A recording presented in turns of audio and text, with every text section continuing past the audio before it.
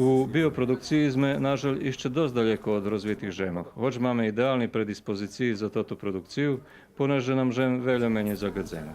Máme i vredných ľudzoch, len nie ekonomskej moci, že by še produkovateľom i konzumentom olehčalo produkovati i kupovati tatu zdravu poživu. 60% je došlo do povećanja U odnošenju na 2014 rok povrchnosti pod bioprodukciju zvekšani 60%, co odlične, ali nie znam jak še to slučało, keď subvenciji za totu produkciju na iste mali. Vypatra, že panuje dobra dzeka, že bi še produkovatelje uključovali do tej produkciji. Subvenciji za totu fajtu produkciju ljem 40% viši, jak za konvencionalnu produkciju.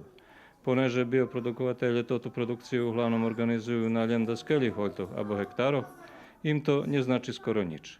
Napríklad, keď dahto má daco posadzene na hektaru i pol, od državi dostane 4,5 tisíce dinari, zvekšani za 40%, to jest dostane 6.300 dinari, co najisce malo v odnošenju na trošky produkciji, bo še tu šitsko robi ručno.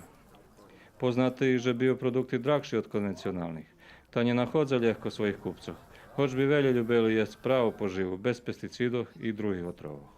Preto bi država tu trebala pomohnuť so subvencijami, ktorí by daco pomohli, i so omožľivovanjem pristupu k európskym fondom, ktorí i popri obecunkoch ešte vše nedostupni, bo nemáme združenja.